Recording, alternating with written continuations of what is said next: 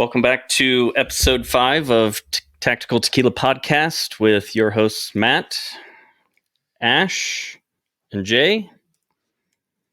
And Jay, yep. And Jay. What's up, everyone? How are you? Hello to all listening from all over the USA, the world. We want to say thank you. This is episode 5. It's a little bit of a milestone for us. We were really excited we wanted to get 4 or 5 of these episodes under our belts, and here we have done it. And I got to tell you, the Pineapple Express almost stopped us from having this little get together tonight with the atmospheric river that the news keeps talking about. But yeah, it's pouring rain outside on the way over. It's unbelievable. It's crazy. And the funny thing about what's going on out there is I've talked to several people, outside of Vegas, friends that I have, and I say, yeah, we had an avalanche the other day. And they all have the same response. Mountains in Las Vegas. It doesn't snow in Vegas. I was like, I don't think you realize Vegas is, it's in a valley surrounded by mountains. On all sides. Well, and the mountain that is a literal 45-minute drive away from Las Vegas is one of the tallest mountains in Nevada. It's like that's what I had almost to say. 12,000 feet tall. Yeah. It's a huge mountain. Yeah. So I think the tallest peak in Nevada is at 13.5. Yeah, Boundary Peak. Yep. And we're sitting here at 12. Yeah, let's calm down. That's not much more. Yeah, if you climb this one, you might as well go another 1,000. Right. Another 1,000. I did Mount Whitney in California once, climbed up to the top, and it was nice at the bottom at our base camp. Up top, it's snowing, ice. It was beautiful. Well, I watched a video on, I think it was TikTok or maybe an Instagram reel, and it was this guy in LA, and he was filming the LA River, which is not a river, but like a wash. Yeah, the wash. And the way he was talking, you could tell he was very much an Angelonian. Is that an Yes. Yeah. Angelonian? Angelonian. I think so. Anyways, a native or a longtime resident of LA with his, oh my God, I've never seen the water like this high. And so, but it was, I couldn't believe the volume of water flowing from the wash. And it right up to the Pacific. No, not retained. Still will be in a drought. Like that's one of the good things. That's one thing we do here. Where he at least goes back to Lake Mead and adds a couple, micro millimeters or something. When it comes right down under the link, right down the center strip, and it's just washed down there, and you see those floods. At least we're saving it. And then the news this week is obviously we're in the week of Super Bowl. The Super Bowl is on Sunday, the 11th. And one of the big stories that I read in the newspaper from the securing of the Super Bowl was, so underneath the strip, underneath the stadium, underneath all these central core casinos of Las Vegas, if you look on a map, people don't realize is there's an entire system of tunnels and flood control basins that are hidden from you. You don't see them, that are capable of moving millions of gallons of water a minute. And people, because it doesn't really rain here, but a couple times a year, people, the homeless folks, will live under in those tunnels. Absolutely. So they were talking about having the cops go through and sweep everyone out. And I thought, well, unfortunately, the weather, those folks tend to understand weather pretty well. They know when the rains are coming and they get out.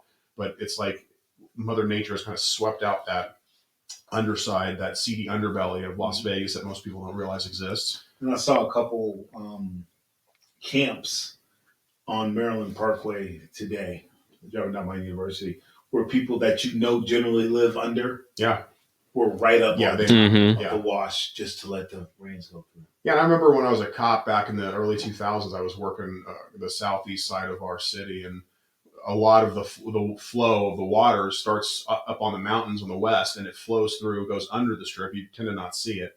And then it comes out in these kind of like what the LA River is. It's kind of a wash. Mm-hmm. And then every big rain, unfortunately, some homeless guy stuck, and we'd be driving, I know where the bridge was. I'm like, okay, well, if they saw him at Maryland Parkway, I could pick him up over here off of Eastern, and he's going through the golf course, and then I'd have my little rope with me, and but I never had an opportunity to jump in and pull someone out. And unfortunately, 3-4 days later, they find the body, in the wash out by the lake. So yeah, that's rough. Yeah. People don't recognize that. So who do you have in the Super Bowl? Who you got? Well, I'm so pissed off because I put money on the Lions because you told me the odds were so great, and the odds were good. The odds were good. I had to put money on the game, knowing I would just probably lose it. But come on, what was it, 24-7 at the half? They didn't lose. They didn't get beat.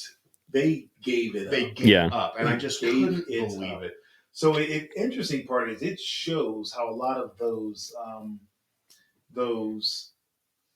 renegade coaching, let's go for it. That stuff works in the regular season. But in the playoffs, where all the mistakes are amplified, conservative, everything is cool, calm, collected. It is absolutely wide. We let your quarterbacks call audibles. Yep. You just stick to the playbook. Mm-hmm. Speaking of that, Matt, you put in a bet last year. Yep. Last year at the Super. Well, no, I put one in at the Super Bowl last year for the Niners to go all the way to win. Can you believe that? I have never seen somebody. And so this is why I'm rooting. This is why I'm rooting for my boy Matt. Let's go 49ers. I'll say it now. So I got the Niners to win. And then just recently I placed another one for it was a 5 parlay. Yep. Niners have to win the money line. And then Kels has to score. He has to score an anytime touchdown. McCaffrey and a couple others. And I put $100 on Kelsey to propose to Taylor Swift at the end of the game. That's not going to happen. Sorry, trying to add a little bit of comedy. That's not going to happen. It'll be interesting. I mean, I don't know. I saw a reel out there that said it could happen. It was going to be 24-10 or 34-10 Kansas City, and he was going to do it on the 50-yard line. I'm going to say right now that I think it's going to happen. You think so? I'll bet you like a Batanga, a tequila Batanga. Who do you think in that relationship is out kicking their coverage? Who do you think is winning that relationship? I think they're the Chiefs. The Chiefs. The NFL's who? I saw an article where there's been 334 point some odd million in revenue since she has been going to games. I think it's great, and you educated me on the fact that the NFL is adapting to a new audience. And these young, so my daughter who loves Taylor Swift, and I like Taylor Swift, I think she's an amazing performer, and all this stupid bullshit hate that people talk about. Yeah. Dude, no, she's a distraction from the game. No. You get 27 minutes of actual football in a 3-hour football game. Like, relax. 30 seconds of showing Taylor celebrating her man. But I think they're both winning. I think they're both very high performing individuals. Mm-hmm. I think they're very, very, top of the bell curve, extremely competitive folks. I think they complement each other. So that's kind of, the way that the NFL has adapted to reach bigger audiences is unbelievable. And we see that in entertainment when you don't adapt. There was a time when NASCAR was the biggest draw out there. Yeah. Mm-hmm. And they did not adapt. They doubled down, did not adapt to larger audiences, and we are where we are. Yeah. The NFL says, the other people took note of that. They didn't see that. What's the guy's name? He's a sports broadcaster. He was on Bill Maher, his Real Time on HBO. I think he's on ESPN. Black guy. I really love. He's really, really sharp. I forget his name. And he talked about how the NFL has just done an amazing job at turning the games into a spectacle. That's it. It's the hype. It's the lead up. It's every bar. It's the tailgating. It was because of the timing. And it was the 12 games. Then it's 14. Now it's 17. It used to be Sunday. Now they got Thursday. They got Monday. Now they're doing Saturday when college. The way he explained it, I was watching him on Bill Maher. I was like, wow, I never realized that in the way he worded it. I'm like, because I like sports, but I'm not a crazy sports guy. I'm not watching and I don't know. I couldn't tell you who the quarterback of the 49ers. There are just enough games. Purdy. Put on it just the right amount. He's like the of time. third string guy. Yeah, he was. Okay, there are just enough games. Put on it just the right amount of time that everyone is an event. Yeah, it's their events because it's just the right number of them. It's not like baseball, 6 nights a week, for 6 months, which I love. Don't get me wrong, baseball is my favorite sport, but you check back every 3 or 4 days and catch up on baseball. A loss early in the season of baseball doesn't affect your ability to win a championship in the end, but a loss, the way he worded it was like a loss in week 2 could affect your playoff capabilities. Well, you put it like this: one football game is 5 basketball games, and one football game is 10 baseball games. So that one loss at any time is a significant part of the season. And since most teams end up with records close enough, one loss early in the season changes everything. Mm-hmm. And that's the way it is. That's absolutely the way it is. So with the Super Bowl, when we talk about this security part and the tactical part, for all the years that I worked on things I've done, we talk about the threats with big events and working on, clearing out those threats. And Ash, me and you worked together on that stuff for the better part of the last 10 years, clearing out those threats and running down leads, and up to the last minute and doing all that stuff. And I sit here now retired, and I just, every day when I see something like this, first thing that comes to mind is, thank God I'm not there. Yeah. Running down every lead that is BS, but you got to run it down just to say you ran it down for so many years, Ash. Yes, especially with social media. This guy said that the Super Bowl is going to be the bomb, and I am not joking. I've seen that when just people freak out over stuff like this. It's funny because we mentioned when we were grabbing a bite to eat a minute ago, because I do a little executive protection work now in my retirement with my company. Yep. And, I got called, hey, do you want to drive, do some, kind of low end executive protection, armed chauffeur stuff. How much? No, not interested. Not enough. Not interested. I have zero interest in driving through all this crazy traffic and dealing with and being up all night so you can go, to Hakkasan. No, I have decided that after all the years of dealing with these major events, every New Year's I'm doing something big. I'm doing something big because I spent so much time wasted chasing down those leads and sitting in a room in the back of nowhere just waiting for the phone to ring and not being able to do those things. Yep. And I miss that stuff. And let me give everyone the secret sauce of what they do here in Las Vegas. I'm going to fill you in on a little secret. If you're a police supervisor, leadership brass in another department somewhere, here's what they do. Here's a secret. They flood it with cops. When in doubt, flood it out. So there's just a cop every 5 feet. Right. That's it. And that's what they do. And then they go, here's the bill. And the NFL goes, writes a check. And that's it. And now the problem comes when, do we have enough officers to staff all these events, a growing city? We still have to cover and still patrol. Patrol, conduct, emergency response in the other huge portions of the valley that is Las Vegas. And so that's where, Las Vegas Metro will lean on other cities and other jurisdictions, which there's not a ton, but there's a few. They do the same thing New Year's. You'll see Phoenix PD, you'll see LA, you'll see all these other cities. Yep. They'll bring people in to they'll bring them and just flood it. Yeah, and they'll deputize them under like a task force concept through DHS or the marshals. So you might see I think I saw something about a Portland officer is going to bring a canine explosive detection dog.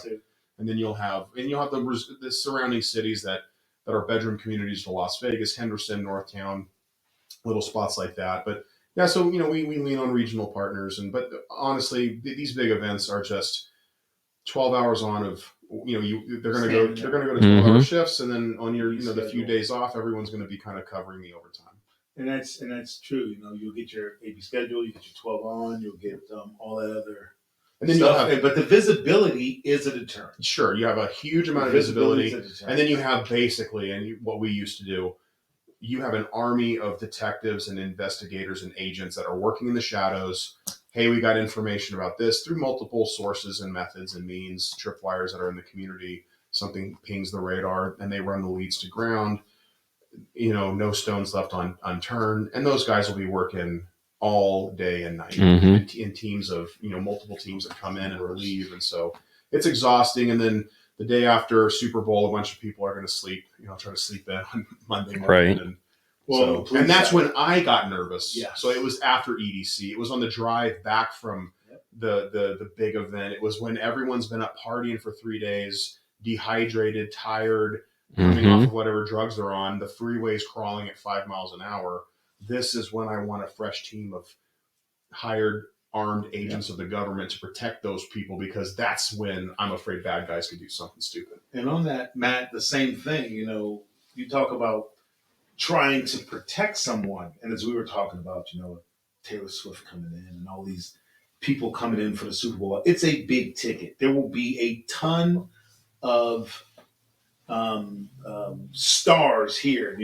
Talking all week about how the airport for the private jets is full, and you can't get any more stars here than are going to be here this week. So what's it like in that arena, trying to do that or protect those when it's that crowded and that many people in?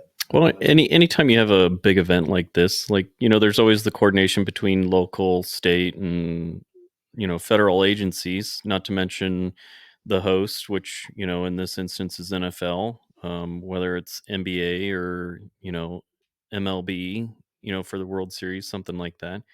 You're always coordinating with those individuals to gain access, depending on who your client is, what status your client has. Do they have boxes? Do they have suites? And each of that is like a different tier level, and you'll have different access and stuff like that. But just the way that they want to do it here for the Super Bowl, and the amount of road closures, and you can park 3 blocks away, but you can't drop off here. And, it, Does that it, make it more difficult? it does make it a little more difficult. That's when you have to, Do you upcharge doing events like this as opposed to just a weekend in August? I do. that's kind of above me. So I just go, okay, yep. I'll tell you, that's the way it is. And you just have to do it. And that's a good thing. I tell you, we do a good job here in the city of doing that. And I'm sure, Matt, you might agree with this. It's the protection is easy. It's the logistics and That's it. and moving the car. It's like it's a movement. Yeah.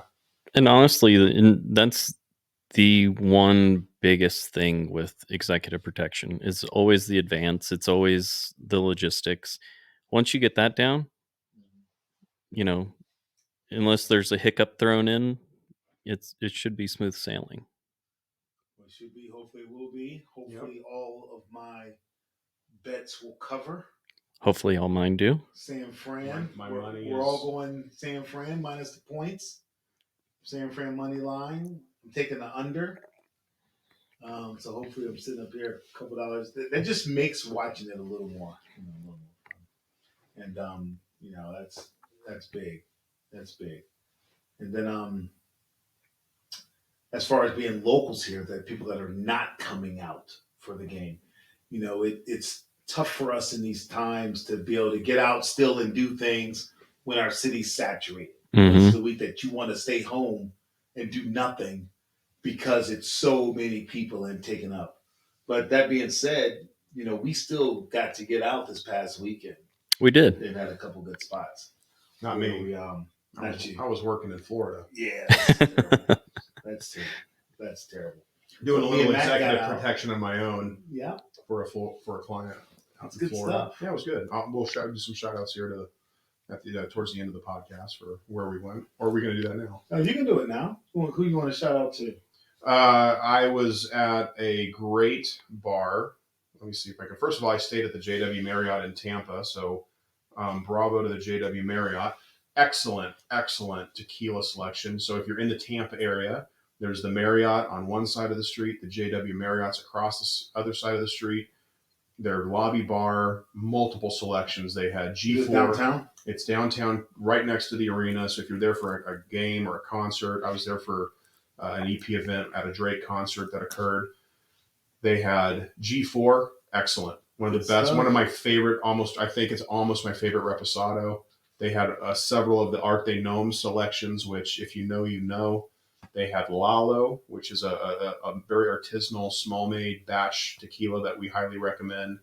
And I want to say I saw Don Fulano as well, one of your favorites. Excellent favorites, Matt. Excellent tequila. And so, anyways, across the street at the Marriott, I didn't make it over there, but they have a Mexican, high-end Mexican restaurant. It's supposed to have over 200 tequilas and mezcals. Really? I can only imagine that they have some good additive-free options.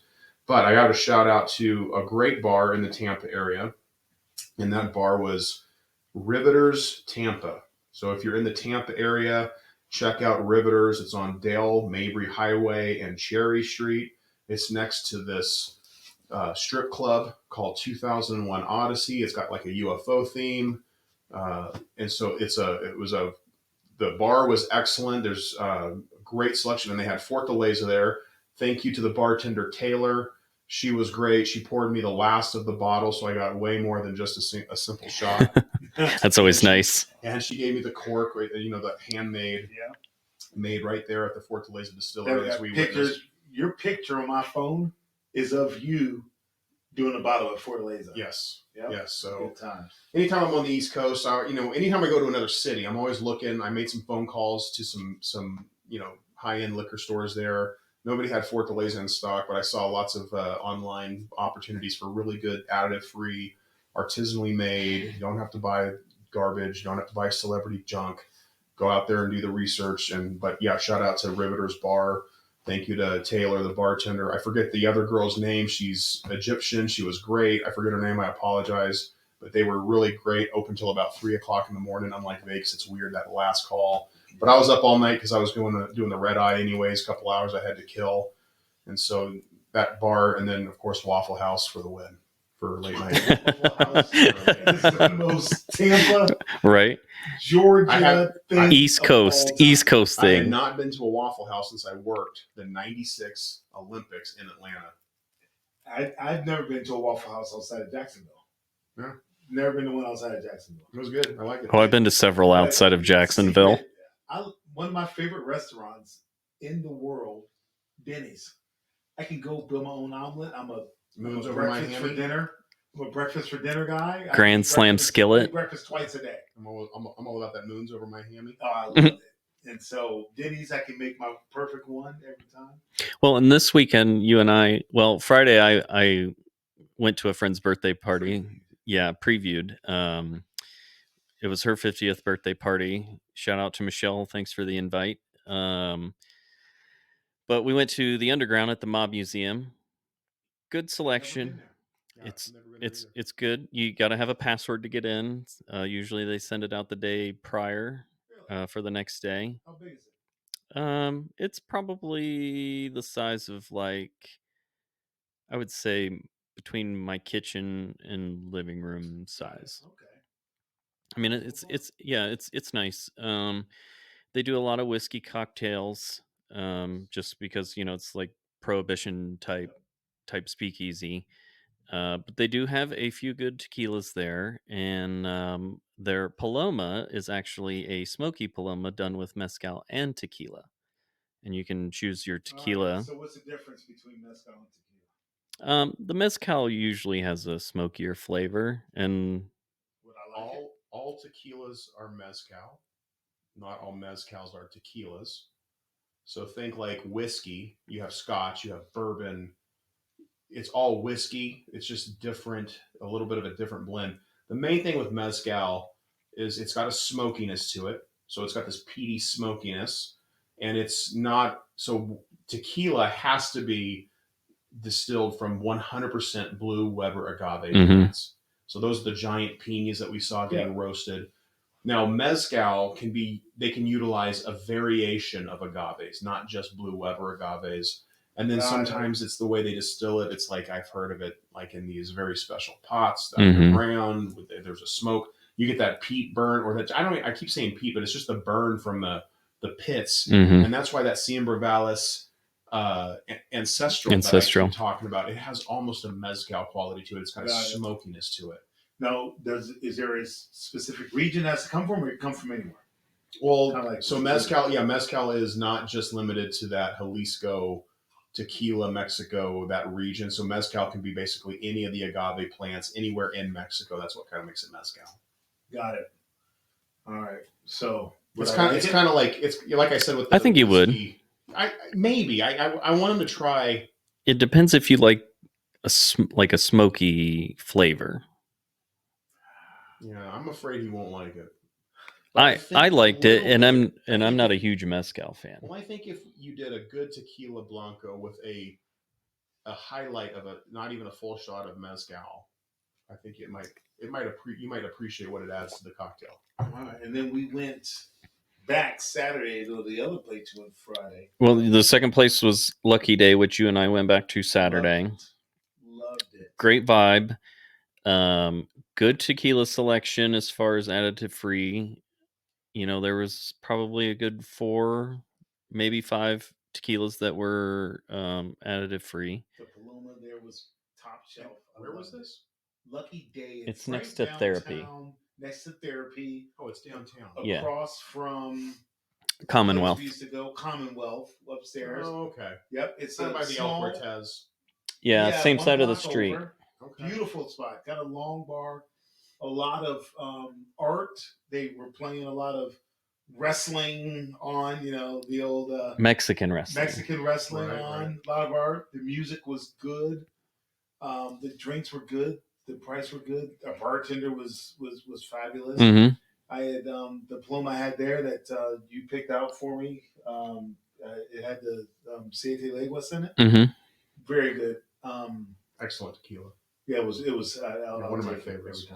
And I was happy because earlier in the day I went to Lindo Michoacan to try a Paloma there, and I didn't like it.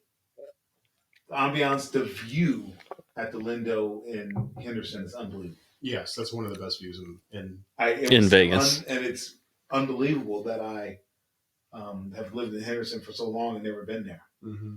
But the view was unbelievable. The food was really good, but I didn't like my Paloma.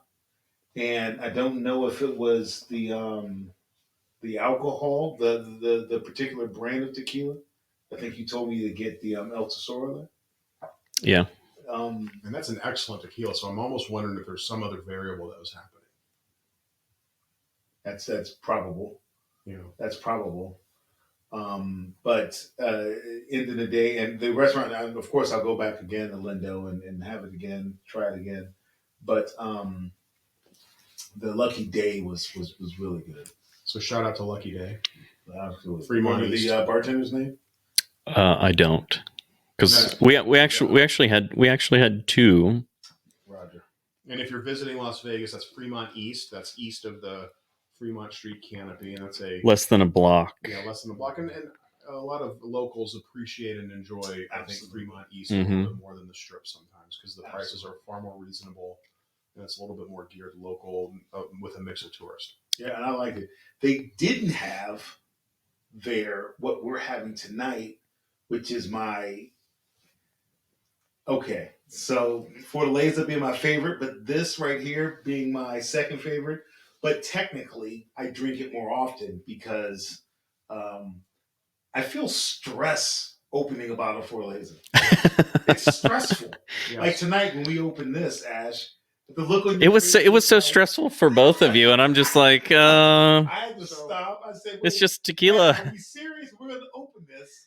This is and Ash, I could tell it on his face. He was stressed also. Like even when that gets finished, it's just going to sit on the shelf because it looks nice. It's stressful, but I love it's this great tequila. Yeah, it's great. Let me hear about it. So this is El Tequileño. This is their Platinum, which is a high-end Blanco. And I think you can pick this up for about, $60 bucks? Less than that. Well, the Platinum probably between 50 and 60. The normal Blanco, I would say you're probably looking at maybe 30 to 40. Yeah, so they have a mixto, which is blue Weber agave, but they use a cane to also help with the distillation process. It is excellent. It's an excellent mixer tequila. I've even sipped it in the past. But if you want to step up your tequila game, I think El Tequileño is an excellent an excellent option. This is coming out of the same distillery where we stayed when we went to Mexico, the Casa Salas Hotel, which is a beautiful, amazing boutique hotel on that west edge of the city of Tequila, the town of Tequila. And these are kind of these bejeweled, like glued on, very beautiful.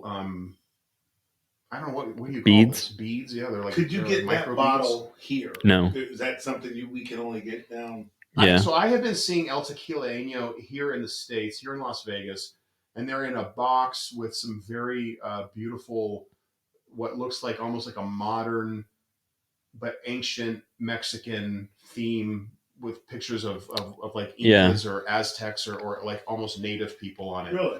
Yeah, and so. But as far as those bottles, I've never seen them in the When you guys go back, I want that bottle, and I will never open it. I'll drink my Fortaleza first. You know, that's sacrilege. I think we should put a bet on that. This is an excellent tequila. I mean, it's just, you can't go wrong with El Tequileño. It's one of the it's just one of the GOAT tequilas. And yes, we love Fortaleza. Everyone out there is hyped on Fortaleza. It's becoming. I picked up another bottle, by the way, this weekend. Nice. Shout out to Lee's Liquor here in Las Vegas. I got to say, you develop a relationship with some folks, and you get to know some people working in these liquor stores, and next thing you know, the message comes over the gram. Hey, I got a bottle. Are you interested? Yeah. And I'm in Florida, but hey, I got people that can go pick it up. So and so Jay's drink is actually the unofficial drink. And this is currently the unofficial week of Batanga Week. Did you just make that up? No, I've seen it several times throughout Instagram through the tequila influencers. Yeah. And actually, the Batanga, just a couple ingredients. It's got lime juice. It's got a little bit of salt. It's got tequila and Coke. It is my absolute. And when you sent me the video on it, it is my. I drank tequila and ginger beers for. That was how I started. Now with this, I can add this drink to the Paloma and the tequila ginger beer, and I'm slowly growing a list. And this is good because I can have it with Coke, as you made it tonight, but I can have it with Coke Zero, which to me doesn't change the taste much. Yeah. I mean, it's a good mixed drink. So tequila. Sorry, go ahead. The Batanga was actually developed by Don Javier in the town of Tequila. He made it in the La Capilla bar, and it was originally made with El Tequileño as the tequila. So you had an original. You had the original tequila. And we drove by this bar multiple times, and not one time did we realize what we were driving by when we were. But did we know at the time that that's where this particular drink? No, because I started, and then I like a couple months ago started doing the research, and I'm like, did you know about this drink? so the thing with the Batanga, so we think it's almost like a Cuba Libre, minus the rum. You substitute rum with tequila, but remember you're using like salt that rim with that rock salt, yep. And then the whole point is. I think the real drink is made with those mini limes, the little tiny ones. The Mexican mini limes. The Mexican mini limes. They're squeezed in. And then you're supposed to pour the Coke into the glass and use the knife that you cut the trick of the lime. Yeah, so you cut the lime with this knife, juice the lime, and then pour in the Coke, but then use the knife that you cut the lime with to stir your drink. And it's those details. It makes that little bit of difference. It makes it different. Yeah. And that's how I made his first one. Yep. And from the first time I had it, I was like, and that's that. Yes. Put that on the list. So. Yeah, it's a really good one. This is one of my favorites. So shout out to El Tequileño down in Mexico. And we actually have a tour set up for our trip. Wow, awesome! I cannot wait. We walked by the distillery so many times walking to the hotel and you can smell that agave cooking in there. It's just, it's amazing. It's just the absolute best. I am speaking of that. So, speaking of traveling, speaking of doing those things and drinking, 2026 FIFA World Cup, Oh boy. North America. So FIFA is on my bucket list, right? The bucket list of things I have to do before I call it quits and retire. A lot of things on there, but FIFA is one of them. Where's that being held? North America. So 2 or 3 cities in Mexico, 3 or 4 cities in the United States, and 2 or 3 cities in Canada. 2 of those cities, 2026 FIFA, are Mexico City and Guadalajara. Mm. And so, that being said, we should start planning. We should start planning. I like it. So I've decided, obviously, I have to choose between the two. I think in the United States it's Dallas, New Jersey. That's a no. Both of them, yeah. The metal. Well, I would go to Dallas before I'd go to New Jersey. Yeah. Well, I'm not going to either because 2 Canadian cities are on the list that I've never been to, and so is Mexico City. I've never been to Mexico City, but I would love to just experience it. Not something off my bucket list, and have some. Listen, as long as tickets aren't as expensive as the Super Bowl here, I'm down. Las Vegas prices when it comes to Super Bowl. I mean, I've been monitoring. That's one of those trips that you could almost start planning. Yeah. Even if we didn't make it to an actual event. Oh, forget about it. Just to be in the city. Just be in it. Yeah. And kind of just like I'm doing with the Olympics this summer. Yeah. You know, I'm going to a couple, but I will be in the city while the Olympics is going on. So I will plan on being in Mexico for FIFA. I would love to do Guadalajara, but been there, you know. Well, if they come back, then we know that might be an option. Yeah, that might be an option. 2026. We'll do a show from down there. I like it. You know what I think we should do next year? We should do a show from SHOT Show. For SHOT Show? Yeah. I'm listening. I was thinking about this today, and I was like, you know what? Last week, wasn't it? Yeah. Week before last? Yeah. And I think we should do an episode. We should get vendor passes and do an episode of SHOT Show. Got it. That's a good idea. I think that's a pretty good When was the last idea. time you were at SHOT Show, Ash? I did SHOT Show probably 6, 7, maybe 8 years ago. No, you didn't. When did you retire? 2021. Okay. 2 years, a little over 2 years ago. My last. It's been 6 years since I was there. It's so massive, that show. Yeah, that's the problem. My last one was 3-4 years ago. I don't particularly care for the show at all. I like CES much more because I don't care for guns at all. Right. So being at the SHOT Show to me was not only very untactful of you. Very untactical. Very untactical. Yeah, I mean, hey, you know what they say? Fear the man who owns one gun. Yeah, exactly. Yeah, and so mm-hmm. I'm not the I take my and that's a good topic there. You know, I take my love of safety and prevention from a much more let's work on the behaviors. Yeah, mm-hmm. Let's work on the academic side of keeping us safe as opposed to the response after something happens. Yes, and that's something that I learned in my police career where, when you're young and you're in your early 20s, I'm the cop, I'm in charge, I tell you what to do. Yeah. I'm not worried about prevention. Now I'm all about prevention. Oh yeah. How can this be stopped from ever happening so cops don't have to deal with this shit? That's it. And see, for me, it's always been about prevention. Yeah, your mission failure if the shots ring out, right? Miss something. I didn't realize that as a young cop. I didn't realize that, hey, this is a failure of intelligence, of something down the road, like a domestic violence situation. It's like, well, we've been out here 7 times. Why didn't they arrest him last time? He was in jail. What happened? Well, they didn't think they had enough. Well, they had enough. They had enough. Yeah. It shows now they did. Well, and that's just from an EP standpoint. Like the moment that you have to pull your gun, that's a bad day. It's a bad day because your goal is to get the principal off the X, and the moment that you have to pull your gun means everything that you have pre-planned, well, that and everything that you've pre-planned has already went to shit.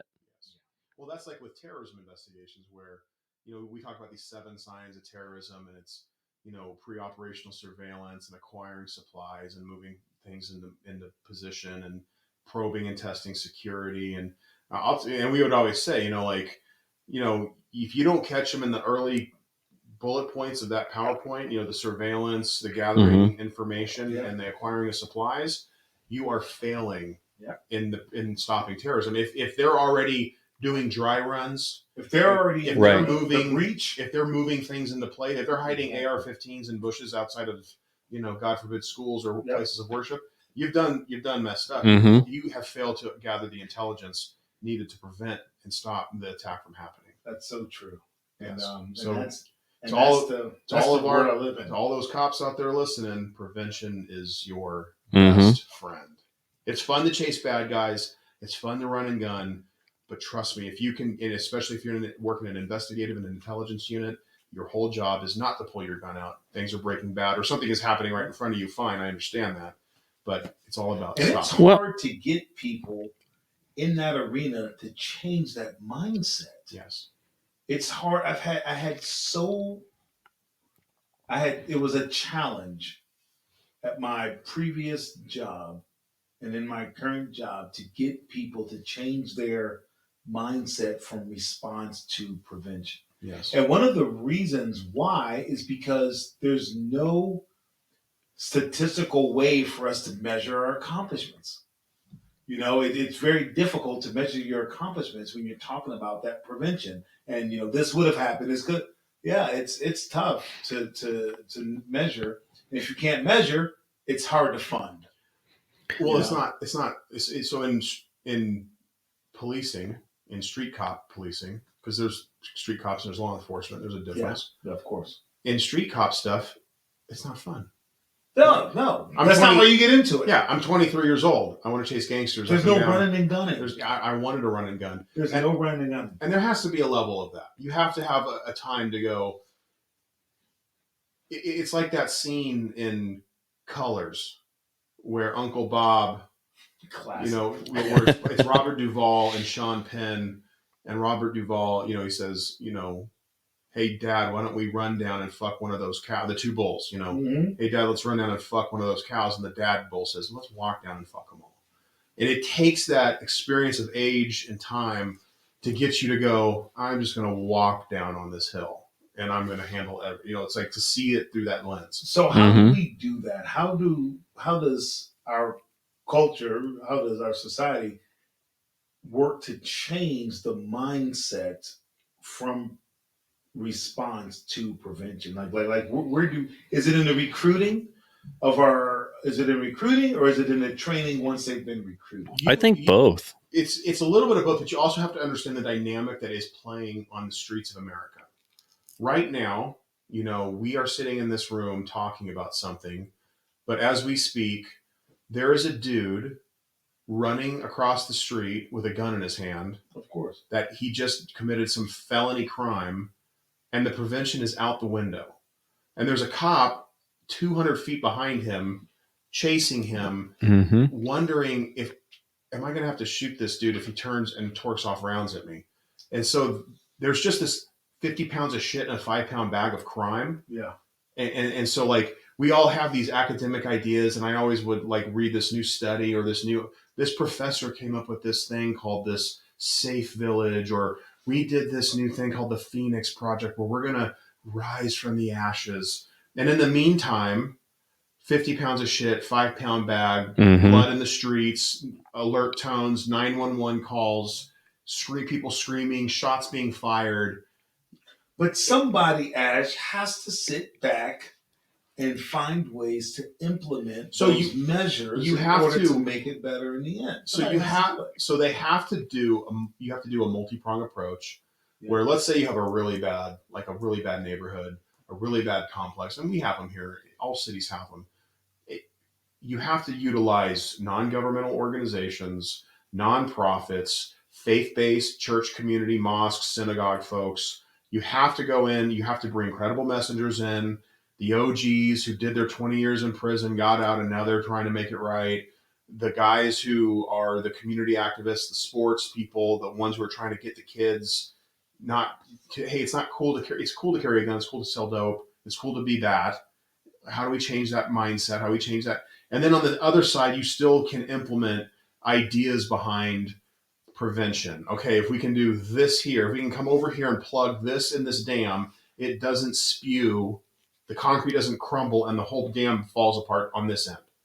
It's that multi-prong approach, and it can't be, well, the cops will fix this. It cannot be that. Law enforcement will fix all these things. No, it has to be multiple people coming to the table to fix those things. Well, and it starts within the community, like community leaders, those who interact besides law enforcement, who interact with the community.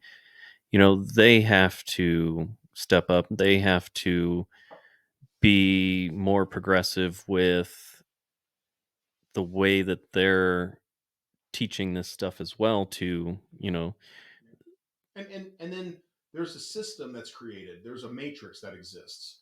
And so I sat on a gun violence community forum for one of our congresswomen here in Las Vegas. And I said, we can talk all these great things, but we have a system that where the police officer is told to go out and suppress crime. He stops the dude running across the street for jaywalking. Hey, man, in front of the car, pats him down, drugs and gun. He's going to jail. Yeah. That's what the system is. That is the matrix. Now, maybe the dude needs to go to jail. And maybe, or, a better position or a better point would be, guy runs across the street and there is no gun, but he's got a crack pipe on him. He's got an addiction issue. In the old days, it was hook him and book him, take him to jail, take him to jail. That isn't going to work. And the next thing you know, he now has the gun and the drugs. Mm-hmm. So there's your prevention opportunity. So now as a cop, as a street cop, I could take this guy to jail. I could write him a ticket that he's not going to go to court on in 6 weeks. Or I have this community resource where I can, hey man, I got some people who are going to come out and talk to you. They're professionals, they're medical, they're social worker side. Yeah. You can either go to jail or you can go talk to them for a minute. And we have a lot of those programs in We do. But it's got to be there at volume. It's got to be there at scale. And scale. And it's got to be there at 2:00 in the morning on Sunday. At scale. When everyone's home sleeping. When we need it. Yeah. Yeah, at scale and when we need it. Because everything in the criminal justice system works Monday through Friday, 8 to 5, except for the cops and the crooks. Bad guys. Yeah. Because they're 24/7. It's like we never close. We don't have door locks on our doors. Yeah, bad guys. And it's definitely difficult. It's definitely, questions and discussions that. And shout out to the bad guys, because without you, we wouldn't have pensions. There was a cartoon when we were coming up, right? There was a cartoon when we were coming up, and it was this like security dog and this other animal. I forget the name of the cartoon. I think it was Deputy Dog is so the name of it. Together, and they would clock in, and the one would spend the whole day trying to catch the other, and then they would clock out and they live together. And that's kind of what it is. They're back and forth. We're back and forth. It's good guys and the bad guys. It's Bugs Bunny and Wile E. Coyote. Yeah. Mm-hmm. You gotta have it. I remember going to some training one time. It was outlaw motorcycle gang investigator. There was a time in my life where I wanted to work and investigate. Why? I don't know. I love Harleys. I think bikers. I'm like, I like that biker culture, but I'm like these. That was there's some worst bad part guys of my in career. it. Was the biker part. Oh, Well, I I went to this training, and they brought it. It was the weirdest training I ever went to. It was in a movie theater. It was not in a normal classroom. Whatever. Interesting. And they go, we're going to bring in a guy, and he is a confidential informant. And they brought this dude in who is a full patch, and I won't say the club, but a full patch member of a very famous 1% outlaw motorcycle gang. Very well known. Everyone knows who they are. And he came in, and he's an informant. He got popped, and it's like, you want to go home or you want to go to jail? Well, most people want to go home. He was facing a lot of time. So now he provides information, or at least the time he did. And I'll never forget what he said. He gave us, he talks so straight to us. Yeah. Like, we're the bad guys. You're the cops. We run, you chase. We know the deal. Like it ain't personal. That's like But cave. yes, That's but like he- Barney style. But he always, and I'll never forget, he said, I never wanted to carry. He got popped and got a felony conviction. He goes, I was never into guns. I never carried a gun back in the day. I never felt I needed a gun. He definitely had the gift of gab. He goes, I got the gift of gab. I can bullshit my way through most. I'm a salesman. The guy would have been there. He should have been selling Ferraris or McLarens. This guy should be a billionaire salesman.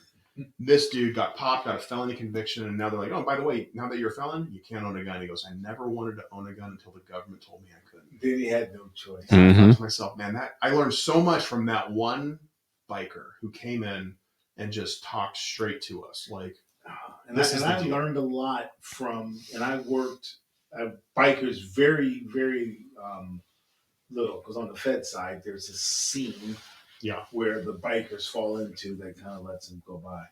But I worked white supremacy and skinheads and all those people all those times.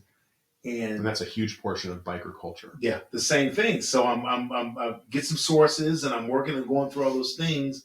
And you sit down and you talk to them about their life, and the line between being this full patched member and the responsibility that they have to their gang, the allegiance that they have to their gang, and more importantly, the allegiance that they have to the game, period. We're all playing the same game. Mm-hmm. Yeah. And then there was some respect between the two, and we understood the back and forth. There was and we did our thing, and you got me this time, I'll give you this information. And I'm like, you got me this time, I'm going to have to let you go. And it was the game. It's the thin line between a crook and a cop. Yeah. It's it. It's a mentor in your life. Yeah. It's a thing in your life. And I remember, like, we used to have one of the biker gangs had a headquarters house not far from our station back in the day. And they had a huge party one day. Multiple neighbors are calling a noise complaint. And our sergeant was freaking out. He wanted to assemble like a riot force, team. Yeah. and Philadelphia in the, in the 80s with the movement. Yeah. Well, I'm not waiting. This is back in the day, walk a line before body cams, and we were still like, handle business, do your thing. I drove up there by myself, and I go, and these guys are looking at me, and they're like, I go, is your president available? And the president walks out. He's like, what's up? I go, well, sir, we're getting multiple noise complaints. I need the music to turn off, and I need the party to end. And he's like, where's all your people? Don't need them. I said, nope. What do you respect more? Me coming up here like a gentleman, asking you, the leader of this organization, to turn the party down and take it off to a casino or one of the bars around the corner? Or do I need to bring in 50 of my guys? Because I can. Right. I bring every cop in the valley here and start beating sparks off your ass. What do you respect more? And you look. What do you want more? Yeah, and what do you like? Honestly, like you live here now. We're right around the corner. You ain't leaving, and I'm not leaving. Well played. And he said, he looked at me and he was like, ballsy. and I got a contact. I got a little bit of an intro. Yeah. Hey, you shouldn't have done that. You should have waited for backup. I said, no. Yeah, well, I took a different approach. And it worked. I took a approach, and I just said, you're the boss. Any of these idiots play the fool as I'm walking out of here. You guys could jump me all right now, but every cop in Nevada will come here. He recognized and he said, if they're respect. Some people are off limits. Yeah. And if something happened right there, it would be a war that would not be worth it for them. You're not going to win. Oh, no. Yeah. The cops they are undefeated in those wars. Yeah. And those bikers are like, okay. And the president said, gentlemen, let's turn the music down. I think they all rode off to some bar. Cool. Go to the bar. Go take over the bar that you live around the corner from. Yeah. Just turn the music down and problem solved. But of course, my sergeant at the time freaked out and he was all kinds of mad. But it is what it is. You want to close it out, Matt? Yeah. Go 49ers. Go 49ers. Shout out. My daughter would be so excited. That's her team. Right. Let's look for a special guest on the next episode. You guys got a couple lined up? We won't give it away just yet, but you guys will want to tune in for it. Yeah, so you've got your tactical side guests that we all know and your tequila side guests that we all know, but but through the luck of the draw, hopefully we can get somebody that does both, and then that would be a win. I believe this person does both, but I will confirm and let you know. Exciting. Check us out on Instagram, tactical_tequila_podcast. And leave a comment, shoot us a message if you have any questions. If you're looking for a great tequila, you're not really sure where to start, shoot us a message on the gram, and we can always message you back and point you in a direction. Again, you don't have to spend a ton of money, and you don't have to drink stupid, fancy, stupid bottles with bells on top or anything celebrity. That's 90% of the time no good. Also, you can find us on YouTube, and we will have the merchandise website up pretty soon. It will be under tacticaltequilapodcast.com, where you can get these cool hoodies and other t-shirts and apparel.